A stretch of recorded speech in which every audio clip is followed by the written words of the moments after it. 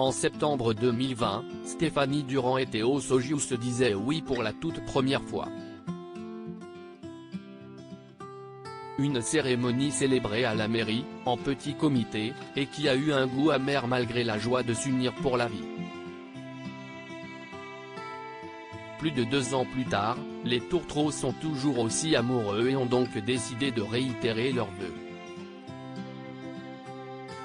L'occasion pour eux d'organiser une fête digne de ce nom et de réunir tous leurs proches, sans aucune contrainte sanitaire à l'horizon. Si est donc le 17 décembre 2022, à l'église, que l'ancienne star des Marseillais et son chéri se sont unis pour la seconde fois au cours d'une cérémonie sur le thème de Noël. Sur son compte Instagram, la maman de Lohan est revenue sur ses premières noces ratées. On s'est marié en pleine crise du Covid. Il y avait 30 personnes invitées, car c'était limité. On portait même les masques dans la mairie, a-t-elle expliqué en story.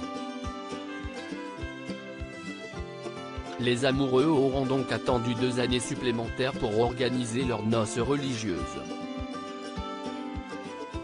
La date du 17 décembre quant à elle, s'est imposée rapidement. Il y avait quelque chose de cosy et de différent à l'heure où beaucoup préfèrent se marier en été. Stéphanie Durand, elle, se félicite de son choix original. Il y avait quelque chose de cosy et de différent, je suis plus que ravi. Pour les prestataires, ça a été le rush, il y a eu beaucoup de travail derrière. Ça a été très compliqué de se marier à l'église déjà et de trouver une qui acceptait de nous marier.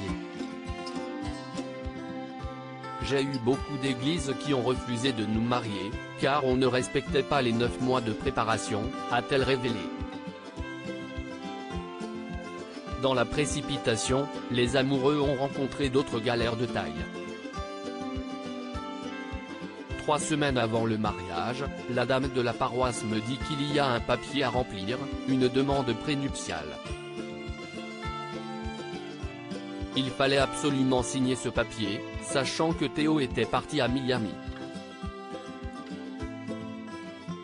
Ce papier devait se signer en présence des 2 époux donc je commence à paniquer, a-t-elle partagé. Lorsque cette dame lui a demandé d'annuler son mariage, Stéphanie Durand s'est effondrée.